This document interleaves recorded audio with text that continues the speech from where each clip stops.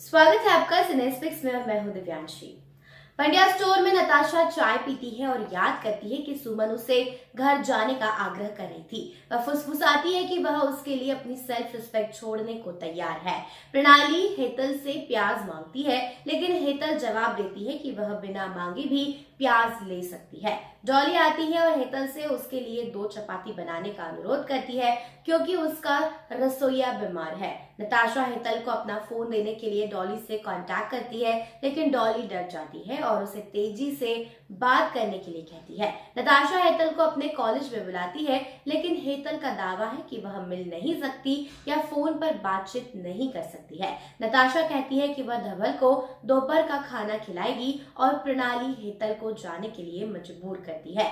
धवल देखता है कि नताशा कॉलेज में एक लड़के से टकराती है, लेकिन नताशा चली जाती है और वो लड़का उसे तुरंत पसंद कर लेता है और उसके लिए प्लानिंग्स करना शुरू कर देता है।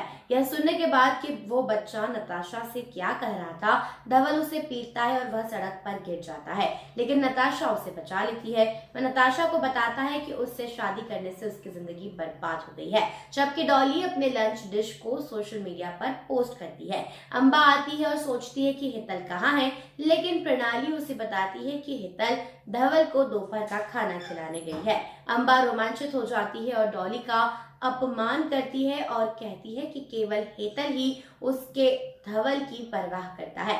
इस बीच नताशा हेतल से उसे घर लौटने में मदद करने के लिए विनती करती है और हेतल कहती है कि वह चाहती है, लेकिन उसके हाथ में कुछ भी नहीं है और अगर वो ऐसा करती है तो अमरीश उसे बाहर निकाल देगा। इसके अलावा हेतल ने नताशा को बताया कि चीकू अमरीश के लिए काम करता है और जमीन का मालिक है। इस तरह अमरीश उससे स्टोर खरीद लेगा। धवल आता है और हेतल से पूछता है कि वो क्या कर रही है। जब वो उसे नाश्ता न देने के लिए डांटती है और जाने से पहले उसे लंच बॉक्स देती है। नताशा पीछे मुड़ती है, लेकिन उसका दुपट्टा धवल के लंच बॉक्स में फंस जाता है, इसलिए वो उसके जाने के बाद उसे हटा देता है।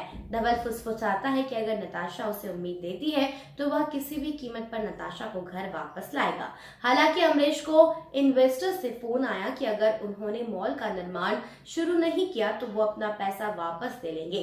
जैसे ही नताशा चलती है, उसे हेतल के शब्द याद आते हैं कि चीकू अमरीश के लिए काम कर रहा है और वो उससे बिजनेस खरीद लेगा। चीकू अमरीश के लिए काम करता है, उसकी पुष्टि के लिए वो पिछली घटनाओं को जोड़ती है।